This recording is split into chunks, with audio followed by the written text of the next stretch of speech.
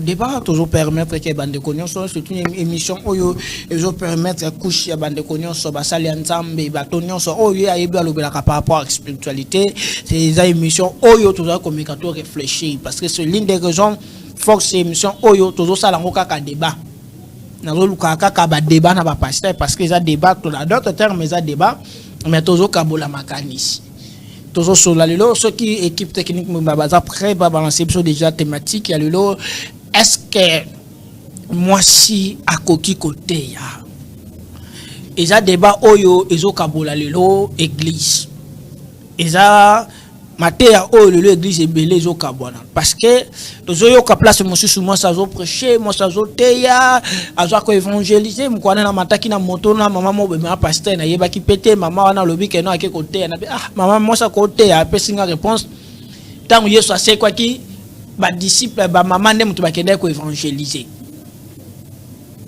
débat koto mosusu moi ça ko côté ya même pas débat ko lata bilama mibali na kozwango mko mosusu je crois mardi mais bah oui moi ça côté à té moi ça côté c'est l'une des raisons pour lequel bino ba serviteur de Dieu pour lequel bino ba sali ensemble to meka ko partager moi li solo oyo je crois que ba pasteur na bazana ba élément na bango oyo ba yeli biso par rapport nango mais nazali na ba sala ensemble na lingi mosala ensemble se présenter comme église na place izali.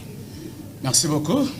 Combo nanga prophète Lema Benjamin en naza représentant de l'église Royaume des Cieux et ça na Giringere en Avenue Kingabwa numéro 127 entre Birmanie et Sayo.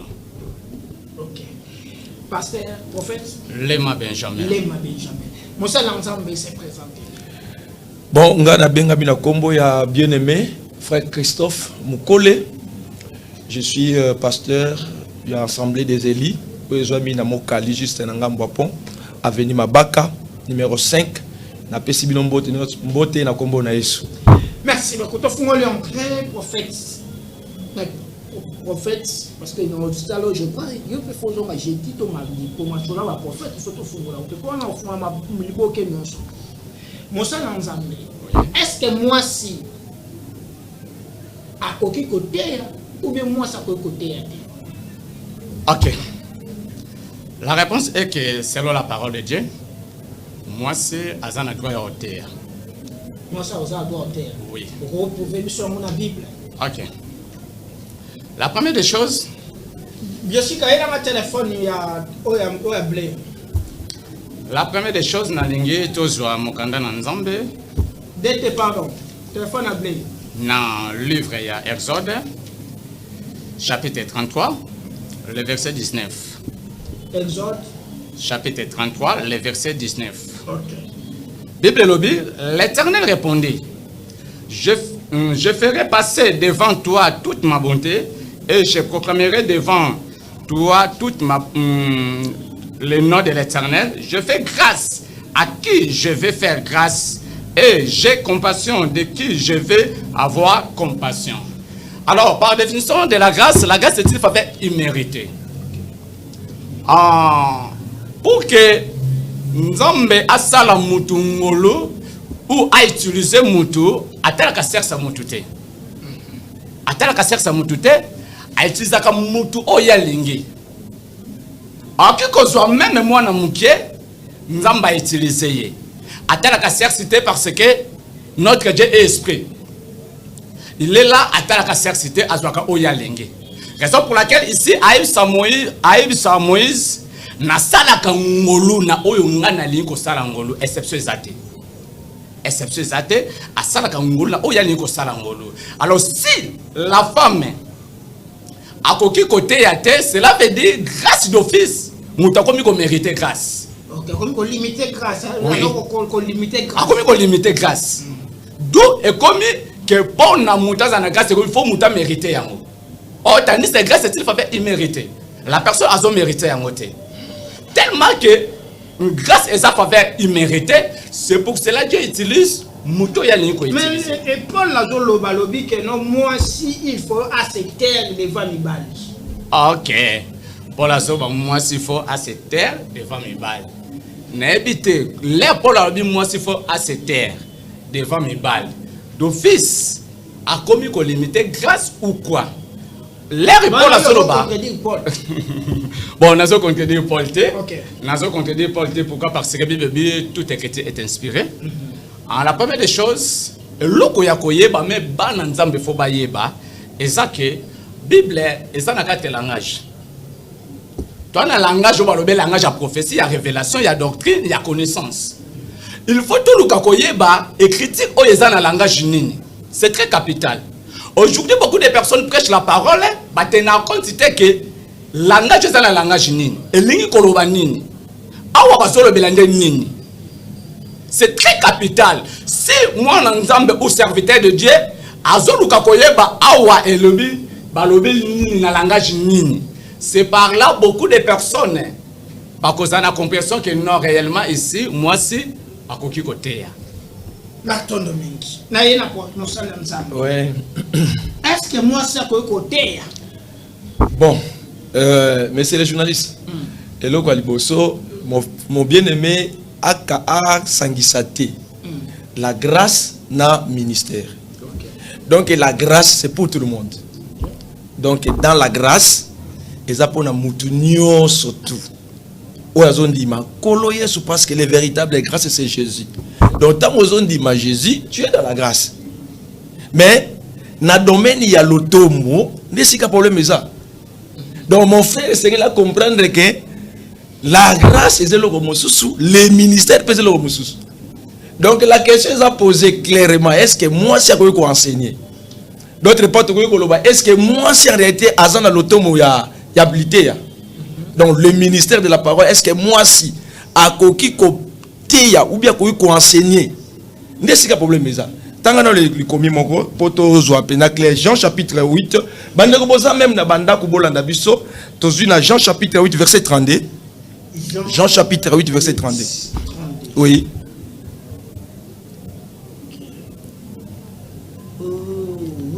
Oui. Vous connaîtrez la vérité. Vous connaîtrez la vérité. Et la vérité vous affranchira. La vérité vous affranchira. Donc cela veut dire que et awa tozo lingato connaître la vérité. Est-ce que moi si azana ministère? Est-ce que moi ça koki koteya? Moi ça koteya oui, mais pas dans l'assemblée. Ah, à côté ya na assemblée te ma côté ya na ndaku na ye. Donc maman na ndaku azala motei. Moi si nyonso na ndaku azala motei. Moi si non, Bible le Bible bon, soit proverbe. Oui, c'est ça, n'a pas pu écrire mon bon. Soit proverbe. Soit proverbe chapitre 14 verset 1er. Proverbe 14 verset 1er.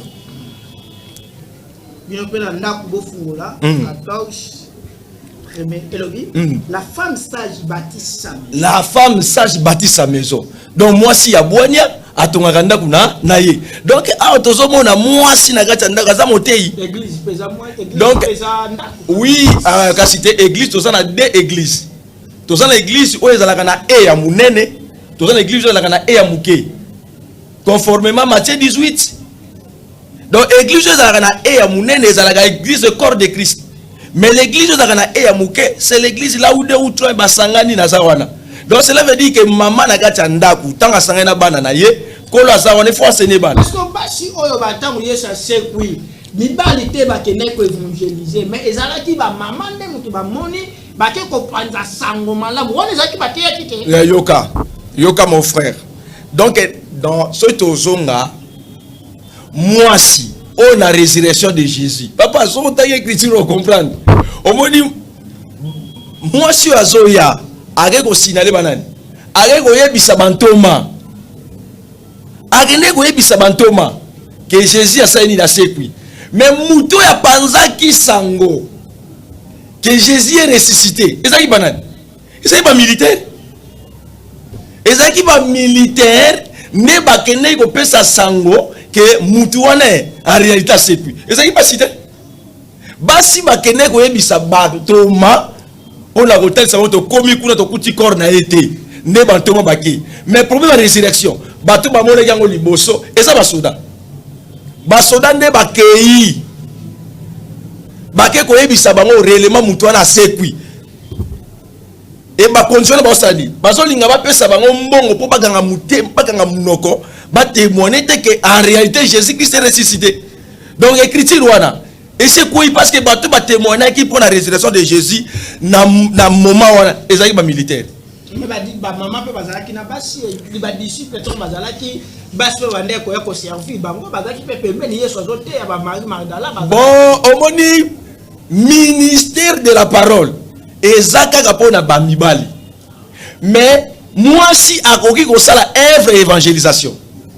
Donc la femme a reçu ça la œuvre et évangélisation, aza ko évangéliser pour na Jésus.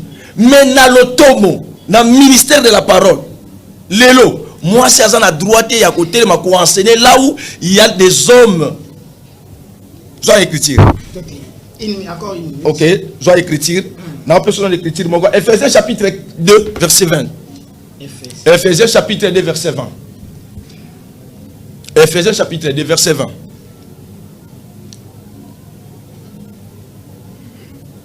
Ephésiens 2, oui. 26. Oui, Tanga. Vous savez, vous avez été édifiés sur les fondements des apôtres et des prophètes. OK. Jésus-Christ lui-même était la pierre angulaire. Donc, toujours ça l'a édifié dans le fondement d'abord, il y a Bantoma. Non, c'est pas vos atomes. Papa, tu as comment place wana? Dans le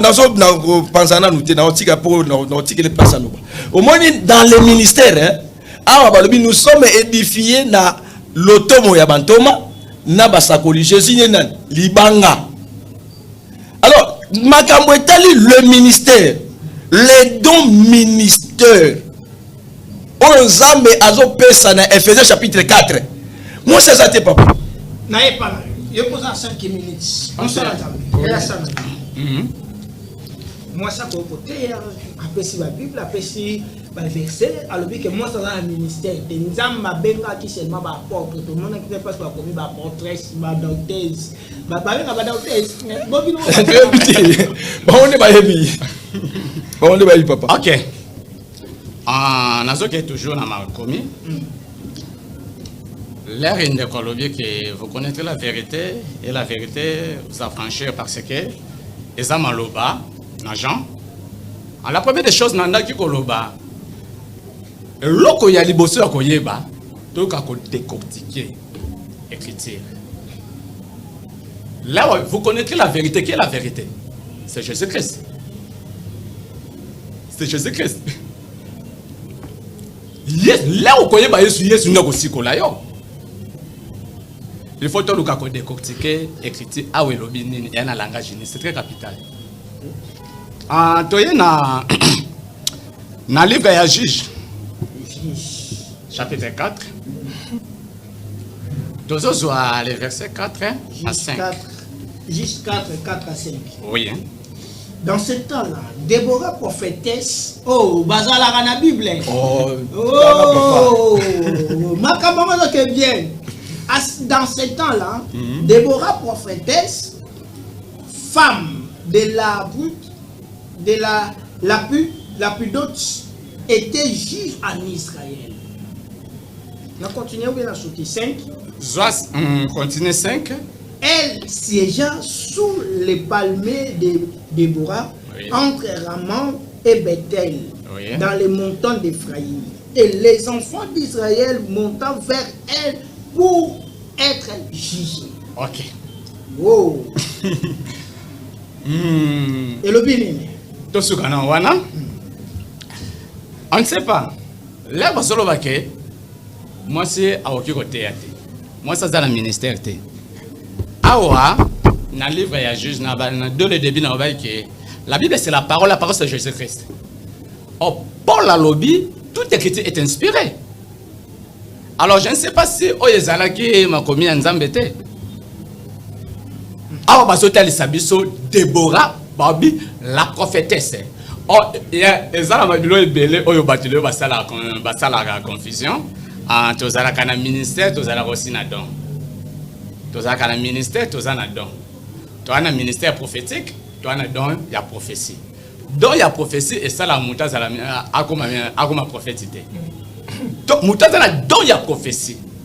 avant d'akaba encadrer kaye a travailler dans quatre églises bazo encadrer don na ye muto azana don tandis que ministère ezelo ko mususu ezandenge mona donte oh là oyoki balobi que aza prophète ou prophétesse cela veut dire la personne là a le ministère prophétique a le ministère prophétique. Awa Bible zobe ebengi Déborah la prophétesse. N'invite awa soke bandeko tolingi to contredire paroles hein. Tolingi to contredire paroles au comment. Ils ont confirmé selon ici que non moi si Déborah a déjà prophétise. Oui. Mais toi tu as une hypothèse ou ça dans hein? Ouais, les Ancien Testament, bah que la loi, Nouveau Testament, les lois, ils grâce. Ok. On l'a dit que les Ancien Testament, les loi. Hein? Dès le début, nous avons 4 langages. Nous avons 4 langages. Si les Ancien loi, hein? Bandeko oyo baboya ke moi ça qui côté ya, ba décortiquer biso Syria de lobini ni bisika wana. Là, la première des choses. Elobini. Or, Bibelo Banatan Wana, Déborah la prophétesse, a se lever, a que combattre, peut accueillir à longi. Nzamba Salaki naye, a terminé devant Mibal. Et le son basoya, penenaye, pour Nabaz à la juger. A Salaki dans le ministère prophétique. Si c'était le contraire, c'est que Nzamba a refusé que ACL était, c'est que Nzamba a PCP ministère y a monté. Oh, nous tous en don y a prophétie. À se limite à Canada y a prophétie. À comment a prophétité? À comment a prophétité? Ah, Bible reconnaît comme ministre. Comme ministre. Déborah la prophétesse. N'habite bisika ni Saoul le Saint-Esprit yaka asakola bisani ba bengaka Saoul azaka prophète. Oh ezaka don ya prophétie. Ezaka don ya prophétie. Oyo Esprit Saint côté kat na Saoul a prophétisé. Or là bazo reconnaître que muté tant que prophète, ça veut dire un ministère prophétique. Un ministère prophétique. Déborah tellement devant Mibal. Mibal bazo ya penenaye. Ainsi que ake elongo na Nzambe gloire Nzambe zalaki likolo na ye gloire Nzambe zalaki likolo soko tête de 7 à 9 okomona ke bisika gloire Nzambe accompagnaki ye gloire Nzambe accompagnaki ye akalongi bitumba ye oh tout autour na Mibal bazalaki mais gloire Nzambe est accompagné. Pourquoi parce qu'il y a un ministère? Merci. Dans son zone. Merci. Après, si vous êtes vexé, Déborah, prophétesse, dans la Bible, Bible reconnaître comme prophétesse. Lui, nous dit que non, ministère, tout le monde a été à la porte, la place, montre comment qui prophétesse, pour docteur. Mais à tout le monde, Déborah, à ce temps-là, Déborah, prophétesse. Mais c'est clair.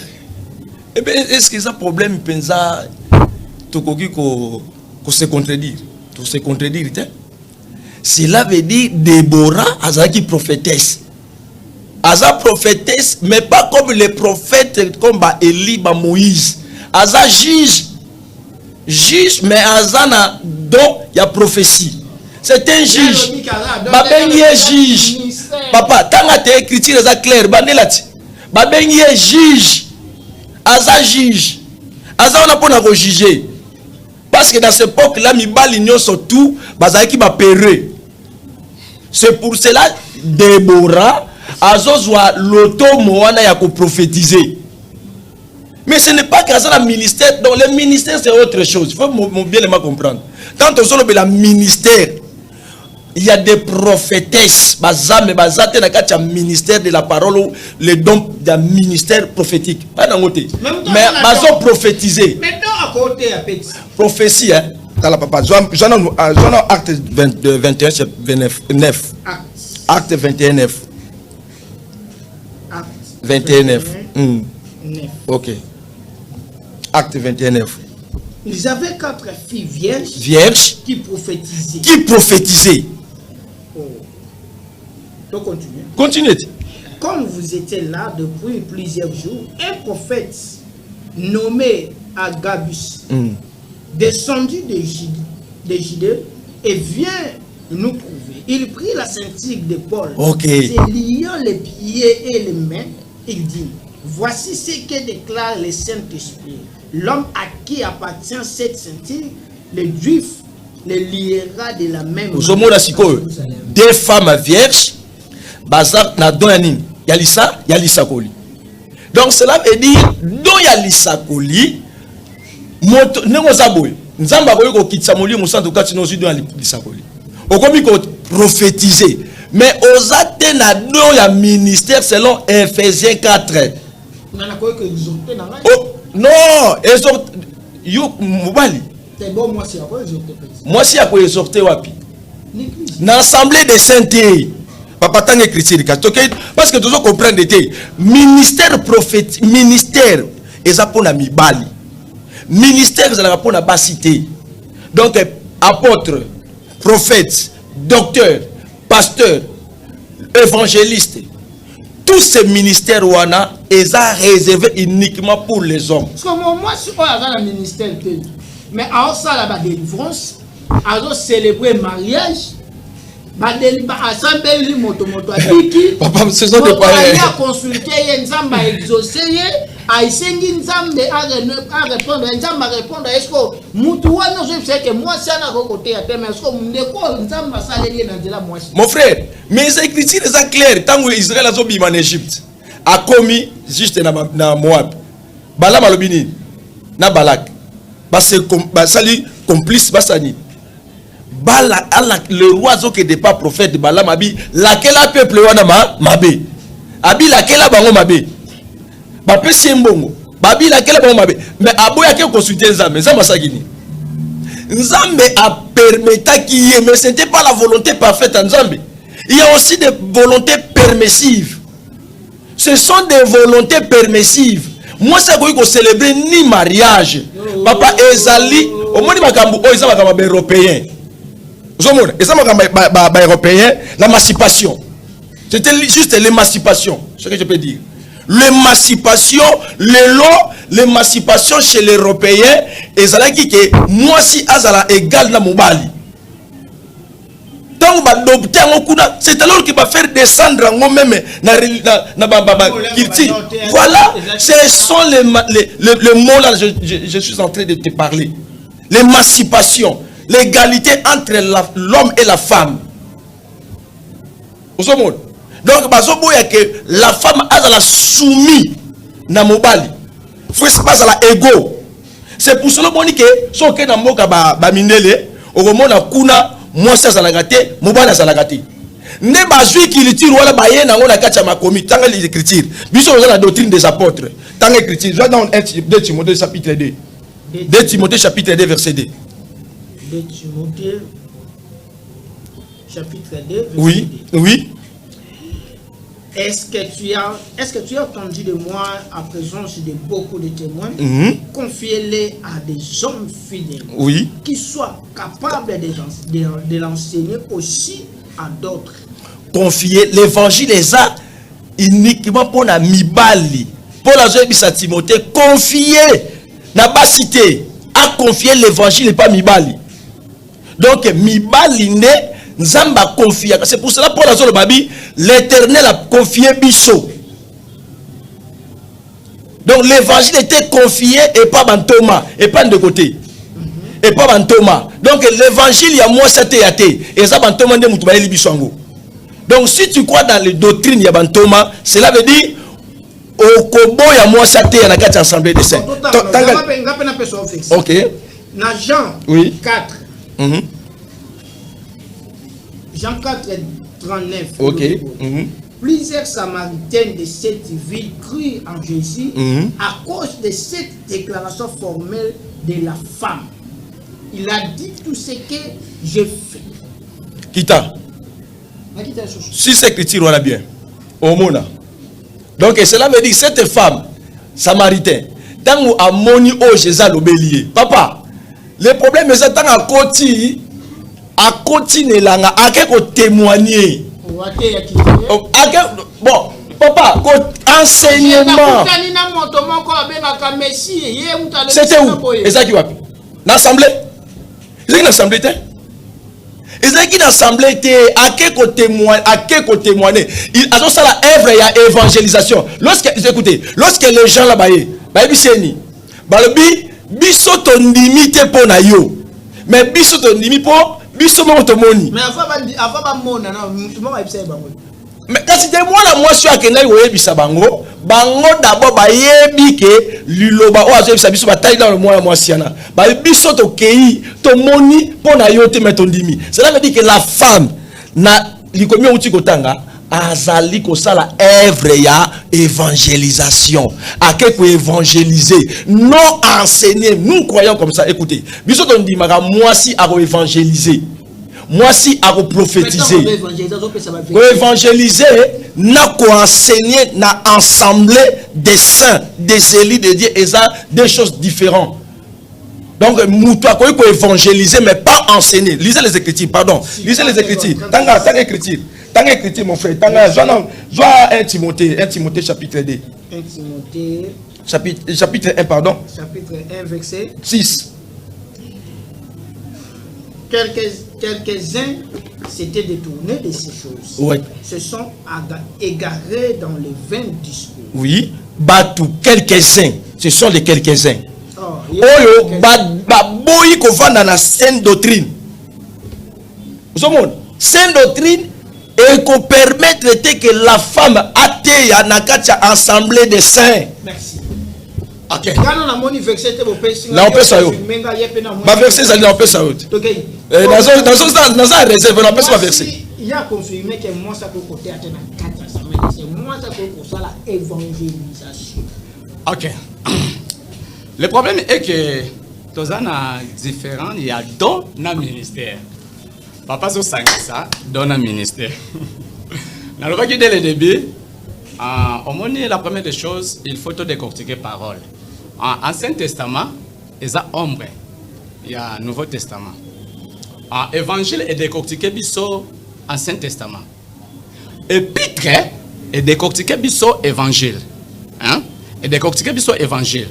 Ce que tu as dans l'évangile, tous les 4 évangiles, au moment que tu as mutatali si Yesu, le langue Saint-Esprit inspiré qui hein? Bisika oyo papa zo banasuka nango papa il faut tali sangaye confirmation. Il y a d'autres évangiles 1 de 2 confirmation. Il y a d'autres épîtres au ba confirmer que moi sorti au théâtre.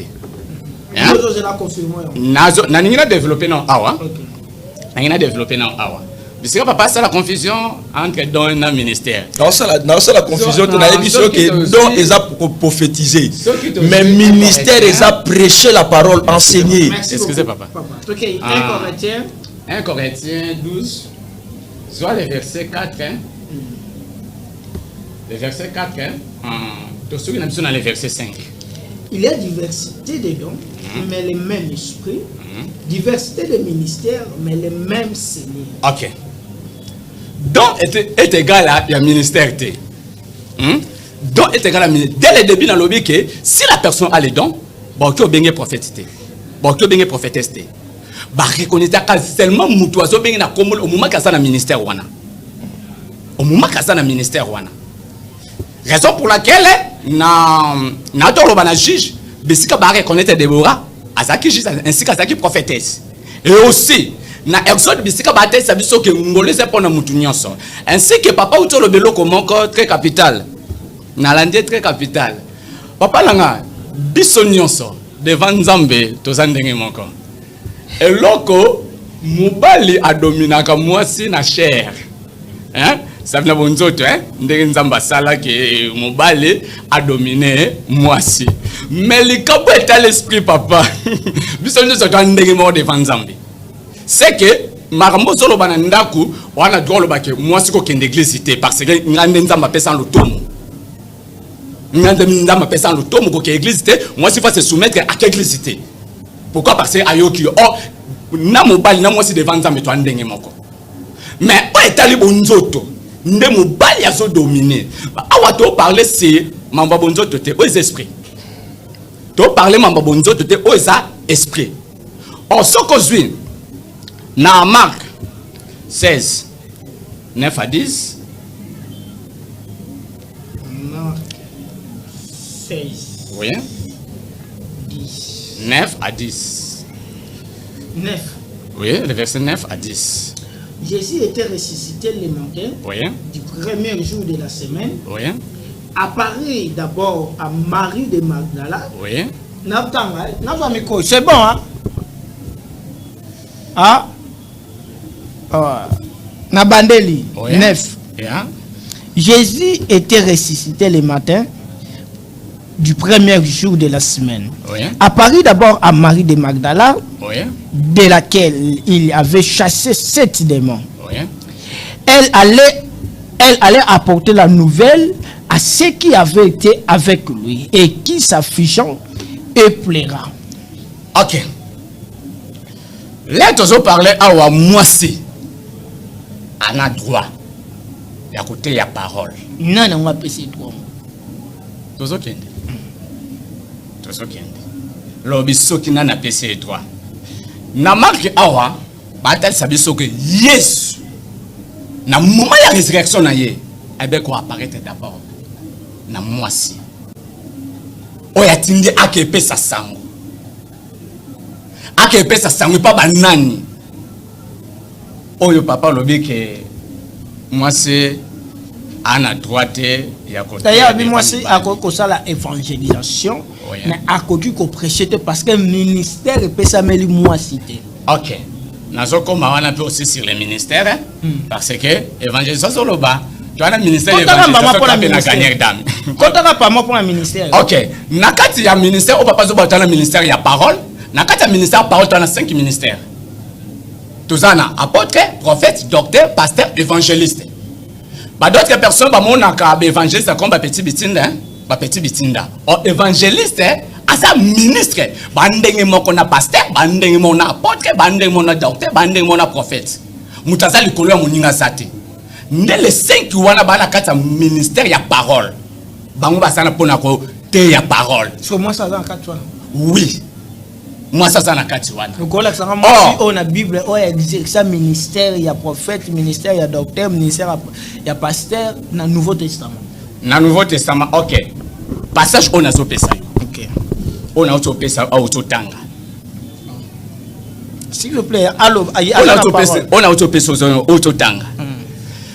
Marie de Magdala Keyi. S'il vous plaît, papa. Il y a la parole, s'il vous plaît, Rokim, il y a la parole, OK, merci, OK, n'a pas protégé. Marie de Magdala a accueilli pour annoncer que Jésus-Christ est réellement ressuscité. Pona, apôtre, qui est panzasango, que Jésus-Christ est réellement ressuscité. Un message, la première des choses. Yoka qui pas moi si. Yoka qui est et pas ya moi si. L'herbe azu et pas ya moi si. Ne ba luki confirmation na yango. Ba luki confirmation na yango ne bango aussi ba kel susu ko panza. La première des choses moi ça bandi ko panza, ne bango aussi ba continuer ba ke ko panza. Ne bango aussi ba continuer ba ke ko panza. On a kati ya ministère. Nakata ministère, que ce soit moi si, que ce soit Mbali, vu que biso nyonso, tout ça ego et payas. Nzambe biso nyonso, mutaza supérieur ya mutu azate na domaine de l'état spirituel. Au état spirituel, mutaza supérieur ya mutazate. Donc biso nyonso to ndenge moko. Yende mutake amemi sango après ba apôtre ba continuer comme Massango. Na oto peso juge bisika Deborah Bengamé la prophétesse, na oto ko pesa yo Marc bisika awa excusez, na sisa. Na Nouveau Testament bisika au moisi apandi sango, hein? Bisika moisi apandi sango. na oti ko peso awana exode bisika ngolu nzamba sala ngolu na mutu oya lingi ko sala ngolu ainsi que eloko ya koyeba ezake toza na gagner dame azaki évangéliste était évangélisation. Quand on parle d'évangéliste, c'est tout un ministère. C'est tout un ministère. To confond, to ça la confusion c'est que non, oh akenda ko panza sango. A panza sango na qualité ya nini na ministère ni, na qualité ya nini. Qualité ni. OK. Hein? Na qualité ya nini o ya kenda panza sango. Abenga maki bon, là mutake panza sango na qualité. Toi na ba gagner donc o akenda ka ko gagner ba âme. Toi na ba évangéliste, o ba évangéliste ka sango kombo na Yesu. Ok. Merci, monsieur le journaliste. Vraiment, Makamboyo, n'habitez mon frère, doctrine, Azoloba, Yazungo Wapi. Ils ont fait ça passe, Penza Makasi. Tant que vous parlez, au moins l'écriture, Azotangawana. Basi, Baïgo, ça d'abord Nini, na tombo ya Jésus. Bamemaka Nini. Tant que vous voyez, Bakouti Jésus a déjà ressuscité. Neba memi, mon frère, neba kei koyebisa bantu ba batikalaki ke kuna d'ailleurs tant baye bazali ko tatone babi to monika tombo eza ouvert totali boyo ko lazate ne Pierre na jabaye tant baye Pierre a comprendre pendant que oui maloba lobela ki bisani et koki sami c'est les mêmes choses de Salama qui pena Jean 4 femme samaritaine, tant ou accueilli koyebisa bato tant baye bango mo ba confirmer. Ça ce n'est pas le ministère de la parole. Le ministère de la parole est réservé pour na mibali papa. Ministère de la parole est bandika. Ministère de la parole est bandi na acte des apôtres. Okay. Lorsque le Saint-Esprit était descendu. Le Saint-Esprit tant ou ekiti et kotikati na bantoma ne bantoma bazul nguya ya côté ya parole. Première personne tellement qui botomoni femme Pierre. Et puis femme hein? Femme Pierre a télé mais on dit côté. Papa, n'a posé mon frère question hein. L'évangile autotéa. Bible wana et où c'est pas ba paka o ba tei biso bantoma. Bantoma ne baza ba modèle na biso. Bantoma nde baza modèle na biso lelo muntu nyonso tu azolekisa mwasi ate ya l'évangile a enseigné na assemblée d'ailleurs un bible est assemblée de sel lisez les écritures tanga likomi opo to 1 Timothée chapitre 2 verset 7 tanga likomi après ça au 1 Corinthiens chapitre 14 1 Timothée oui 2 oui 1 Timothée 2 7 OK. Et pour lesquels j'ai été établi prédicateur et apôtre, j'ai dit la vérité. Non pas. Chargé d'instruire les païens dans la foi et la vérité. Paul ko instruire biso dans la foi. Papa, biso au moins évangile. Makile ba to etangaki pour l'évangile. Mais quand on le basé lisez écriture de silité etangati. Silité. Na lobi que aza père na biso, azote ya biso. Kita. Je veux donc que les hommes crient à Paul, oui, en levant les mains pures, sans colère ni mauvaise pensée.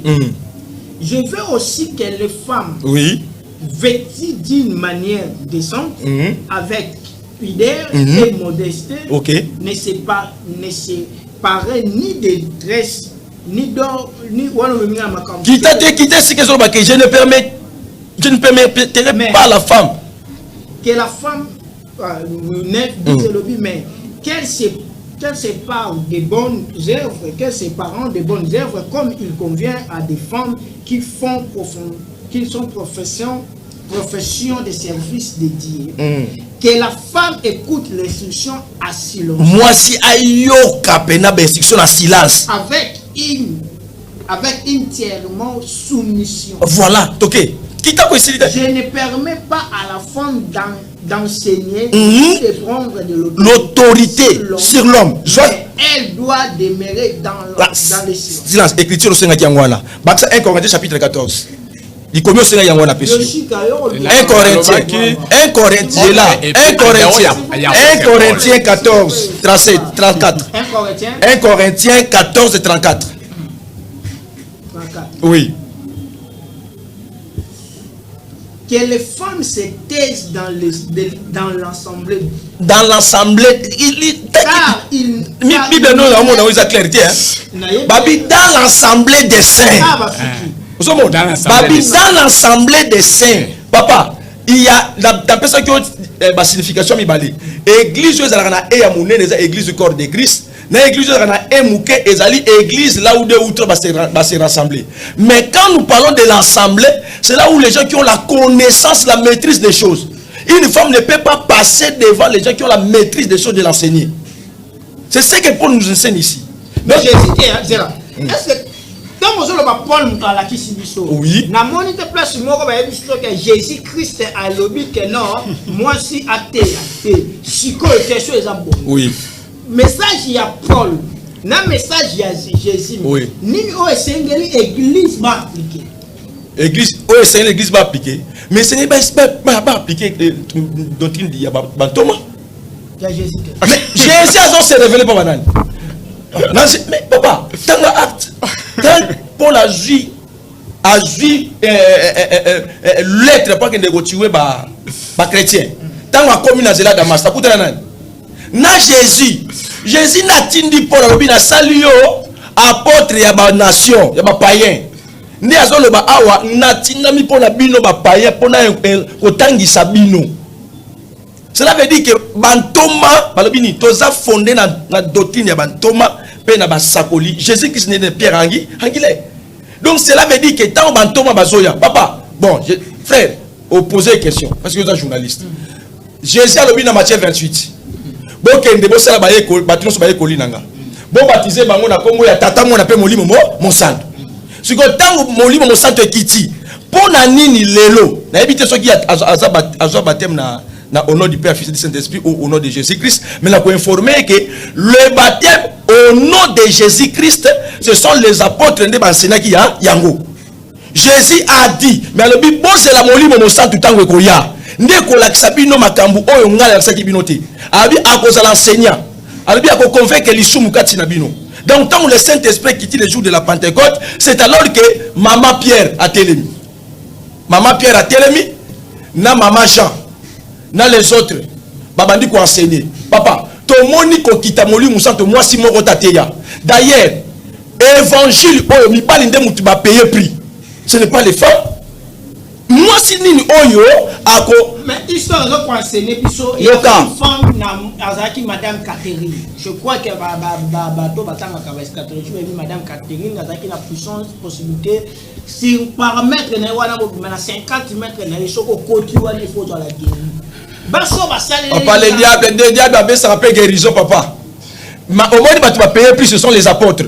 Papa, ça va doter les démons. Là où la femme, Azako, et ça, c'est Isabelle, frère, c'est les Isabelle. Non, doctrine, il y a maman langue, et ça, doctrine, où tu n'as fait. Je vous dis la vérité, ici, on continue le mouvement. Parce que, à Wato, quand on a beaucoup, il y a Bantoma. Papa n'a pas su écriture. Moi si avant la kimia, Thomas Paul n'aime pas lobby. Mon frère n'a pas baptême na komboni. Parce que tant que j'ai bisanga wana que grâce équipagate, mais dans la parole de Dieu, nzamba tiem azala mulongo. Évitez que nzamba tambola na mulongo. Papa landa, j'ai écriture. Genèse chapitre 3. Genèse chapitre 3 verset 16. Après tu rejoins sur Ephésiens 5 22. Nzambe azala na mulongo. Genèse. Oui, OK. 3 16. Na pese de ma commis wa na koluka. Il dit à la femme. OK, alobeli koluka. J'augmenterai la souffrance de tes grossesses. Tu enfanteras avec lait. Oui. Et tes désirs se porteront vers ton mari. Oui. Mais ils domineront sur toi. Papa, yeba bien que mobali ndeko sabo o dominer likola mwasi dans tout et pour tout. Soit écriture, soit Ephésiens. Thomas sanza nzoto na molimo hein. Papa yoka lo batela. Soit Ephésiens, soit Ephésiens. Tant Ephésiens yoka siko Ephésiens. Ephésiens 5 22. S'il a 23. Yoka olobio zoto na mulimo yoka siko yoka mulimo 22 à 23. Yoka. Femmes, soyez soumises à vos maris. Et où tu as? Comme au Seigneur. Écriture à la Ramasango. Car le mari est le chef de la femme, Papa. comme Jésus est le chef de l'église. Qui est son Parce que corps. Robin est charnel. Parce que écriture Ephésiens 5 à Ramasango na Genèse 3. Alakisi biso molongo ya Nzambe. Papa opesa nganze la no décortiquer maloba wana. Problème ité. Na elobi ni. Oyo loba. Yo kana la contexte papa.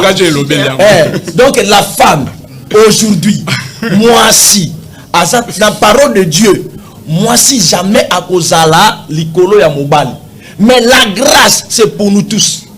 Et ça la mundani, et ça la muyibi. Ce qui andimi Jésus, ngolo za kana ya omona kayibaka nzamba zo bomita otikeka kwasa nyabo la mutema parce que c'est la grâce.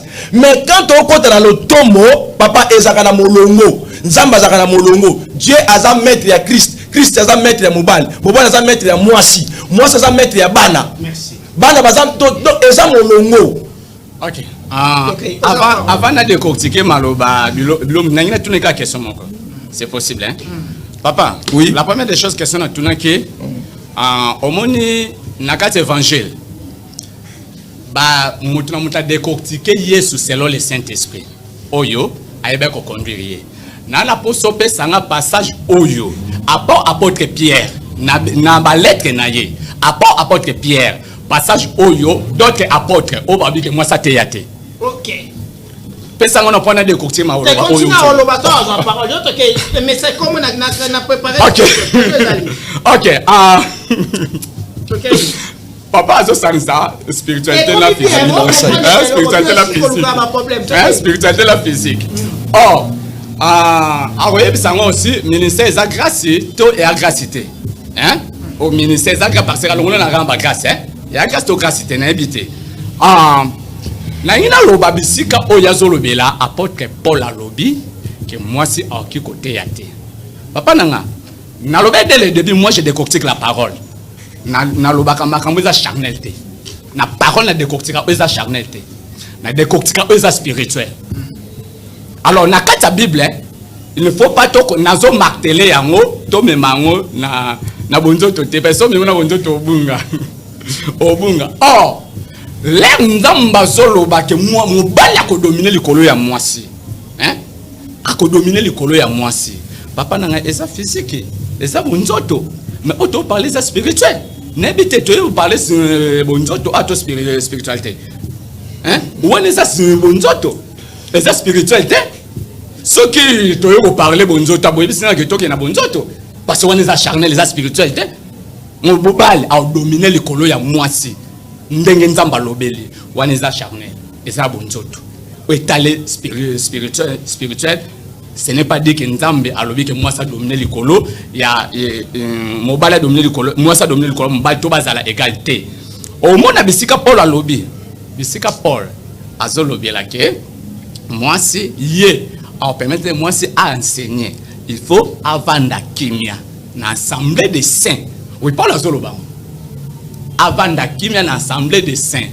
na lingi na éclaircir bisika wana parce que batu obaloba bongo bazana kati ya moi ba memaka biso na bonzoto hein ba memaka biso na bonzoto yango na ina éclaircir yango bisika wana parce que otolo besa mambo espeza bonzoto te Paul alobi na 2 Timothée yango 1 Timothée plutôt 1 Timothée chapitre 2 1 Timothée chapitre 2 chapitre 2, au sur le verset 12, au souscription dans le verset 15. 1 Timothée 2, 12.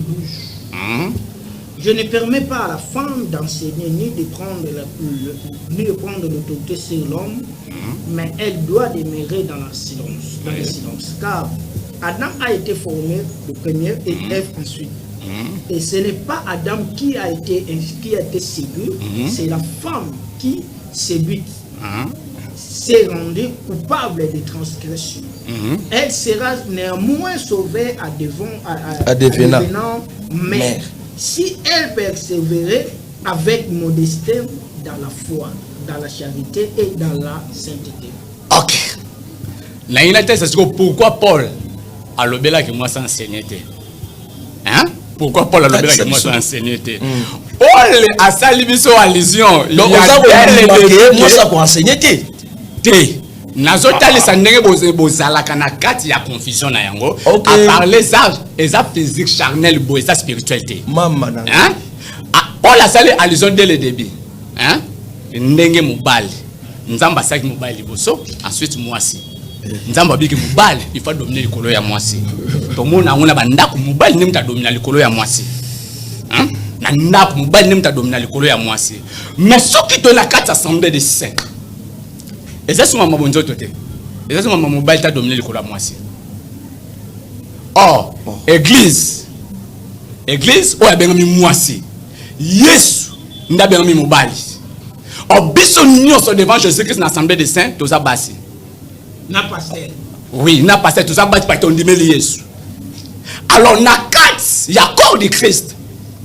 Mais Jésus, à ça la ngolu na o ya liko sala ngolu. Que non, yonde na poni enseigner nga maloba oyo. Yonde na poni oza molobeli nanga. Yona poni oza molobeli nanga. Paul a sala allusion les charnel les spiritualité. Oh. Paul. Oui. Paul a sala allusion les charnel. Atali sabiso na logique ya mokili ndenge mwasi mobali azalaka likolo ya mwasi na logique ya mokili. Non que spiritualité na logique ya mokili. Ndenge nzamba sala mobali azalikola mwasi. Ndenge nzamba sala mobali azalikola mwasi. Sikoyo na oza spirituel. Na oza spirituel. Na oza spirituel. Nzambe nanga. Chité 30 secondes. Na oza spirituel. Nzamba sala ngolo na oyani ko sala ngolo que ce soit mwasi, que ce soit mobali. Aki côté na pesi na yaki na Ancien Testament na Nouveau Testament. Papa répond à la question na tunaki. Non pesi na bien on a zo Moussa Nzambe, qu'est-ce que ça boye? À part Nico, merci beaucoup. Ndekwatuni oboye. À part Paul Oyalobi, moi ça côté ati na 4 assemblées des saints. Ola ki sabiso na Bible. Comme dans le Nouveau Testament, dans l'Ancien Testament, mon prophète et pardon apôtre lisusu ou évangéliste mususu oyo a confirmé ma cambo Paul Alobaki. Papa, Pierre, Paul, Jean, Jacques, tous les autres, Bantoma, Bazaka et Logomoro. Et Seigneur, l'une doit comprendre que l'église à Pierre, moi ça t'est athée. L'église à Pierre, dans Jérusalem, moi ça t'est athée. C'est vrai, selon la Bible, na Jérusalem parce que tu es athée. Mais selon la Bible, frère, selon la Bible, Paul, na Pierre, Paul se basé loko moko. Biso na doctrine na bango, yoko memanga te l'écriture ya Pierre. Nga na pesio des écritures ou 3 écritures. Ouais, zotalisa que moi ça la droit ko enseigner te. Na assemblée des saints. Et puis le lobby on a que l'homme lobby non dans cette assemblée des saints Christ biso tozali basi égal papa na sali problème à sali nous tous nous sommes égaux. Oui. Yoka cité na sali nous tous nous sommes égaux. Et ça la moi c'est ça la mobile toza moko. Mais pour le problème il y a l'automo. Tozo bela pour l'automo. Ne mélangez pas des choses. Frère, le ministère il y a moi si et comment mité. Papa tire cette écriture au joie Corinthiens. Je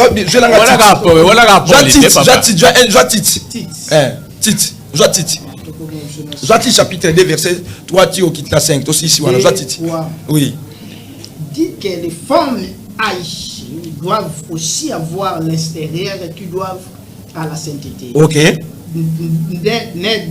N'être ni médisante ni moderne à donner au vin qu'elles doivent donner de bonnes instructions. Instructions pas banales. Okay. Dans le but d'apprendre aux jeunes femmes à aimer leur mari et leurs enfants. Voilà, au moins il place Bassi.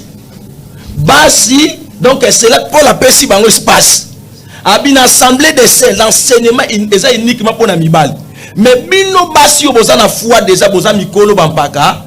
Ba maman wana ba jeune femme wana pour encadrer bango une confirmation et était oyo apôtre Mustaba pour confirmer apôtre Paul parce que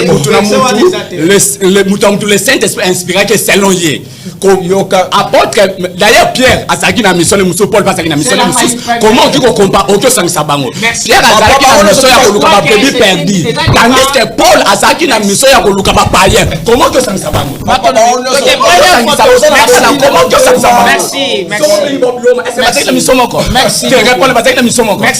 merci beaucoup s'il vous plaît papa s'il vous plaît merci donc première photo nangina bana tiens na première photo monsieur na yena mosala nzambe ozoye ba pasteur mukuna oui bien oui ozo asa parmi de toko compter parmi ba père toko compter parmi des grands serviteurs de Dieu au ba mona nzambe tilelo. Bon, la réponse est celle-ci. Kolobake yé azana nzambe ou azana nzambe te oyo nga na compta de plus nalinga ko décortiquer batu ba les vrais serviteurs et les faux serviteurs. Est-ce qu'il y a les vrais serviteurs ou les faux serviteurs? Na nzela ya enseignement nde mutu ye moko oyeba ko juger. Donc photo mosusu. Na nzela nde mutu moko oyeba ko juger. Photo mosusu. Pasteur bazo tu le singa zamba. Photo pasteur bazo tu le singa photo mosusu. Chande photo mosusu. Ba pasteur bazo sanga zamba. Bazo tu le singa ke sika moko Laurent Alexis. Ça l'émission enseignement comment ki koyeba les vrais serviteurs et les faux serviteurs. Ba chombela tianga photo mosusu. C'est par là batu na la posane batu ba yeba. OK. Prophète, My God. Yo modern prophète. Oui, la prophète. C'est là c'est là principe nous sommes en dame. Est-ce que prophète Francis azana critère comme un vrai prophète? Bon. Nenga zabone yebie na yebie na monaka ye. Mais ndenge na uti ko yebiso dès le début. Mosa comme manga na zamba. Ndenge na uti yebiso dès le début. Alobi boya, yo za prophète. Il y a un prophète. Dieu merci, moto a salé émission. Est-ce que ça est vrai journaliste? Na kota la ba critère na biso na kolobaka ça vrai journaliste. Selon yo ba critère. Les gens sont que Francis a vrai prophète. Siko omoni ngana lingaka ni. Na lingaka enseignement na mutu ye moko. Que ce soit bisika zali tous les jours au mona mutu mususu ayeba ke non oyaza faux serviteur, oyaza vrai serviteur, oyaza faux prophète, oyaza vrai prophète. C'est un peu ça. C'est un peu ça. Oh my God.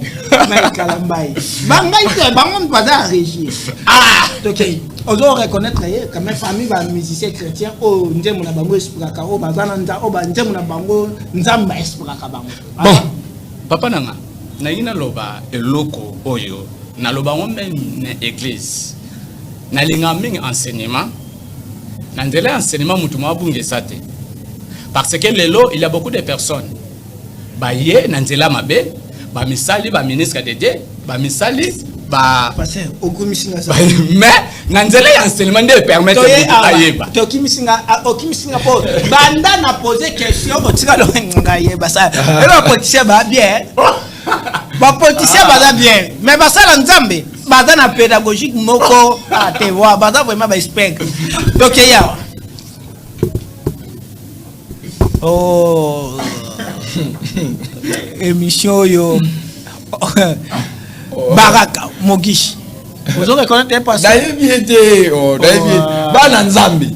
Et si kanyo surtout moi c'est azoteya, c'est tellement zolo ba mosala nzambe ba tie wana. Ah, oh daïbiété. Daïbiété, daïbiété. Mogisho. Daïbiété, daïbiété, daïbiété église na esike za la kate. Je ne connais pas. OK, faut daïbiété papa.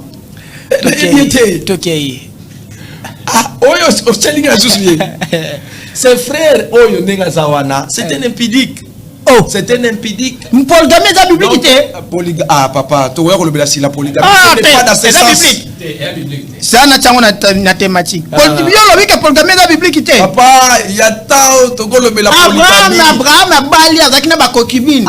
Prophète ni na ngona Bible azaki na mwasi moko. Mosala nzambe na Ancien Testament. Omoni ndenga zawana. Ah donc omoni d'abord un bato belé bazozwa ba coutume ya ba tribu na bango ba na mon évangile ozomona soki na tribu na bino mibali babande ko bola basi belé boye nango bozwi likomi bo bongoli yango po pesa bino valeur yango bala basi belé ozomona mais si tozongi na makomi biloko wana si photo suka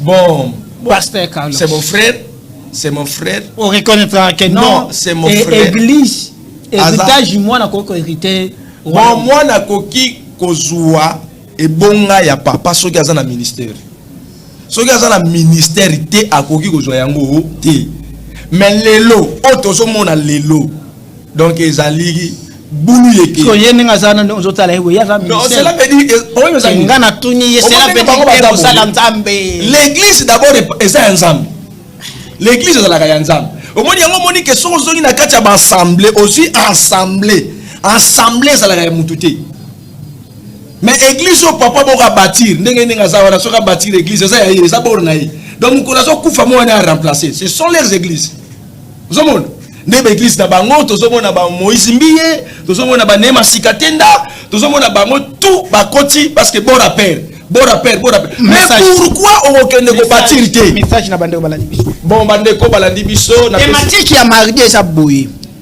nazo le blami balé est-ce que polygamie eza biblique ou bien eza biblique te deuxième thématique ezali est-ce que mwana akoki ko hériter église ya papa na ye eza des thématiques message bandeko moni a participer na émission wana numéro eza wana mardi ba vraiment na pesi bino nyonso tumbo te na kombo na Yesu bino balandaki biso na betando ike na bino kola pambola bino message oyo et pesa yo quand même moi connaissance moko comprendre que Nathan Otozobika la femme n'a pas le droit de enseigner dans l'assemblée des saints et Sengeli a enseigné bana na ndaku a témoigner a prophétiser a chanter dans l'assemblée mais problème à ministère de la parole et ça uniquement pour naba mibali mais ba oyo bazotia basi bateya c'est leur doctrine mais na doctrine ya bantoma na cinq doctrine oto yambi moi si ana droit ya enseigner merci beaucoup message merci beaucoup. Un dernier message na ngeza que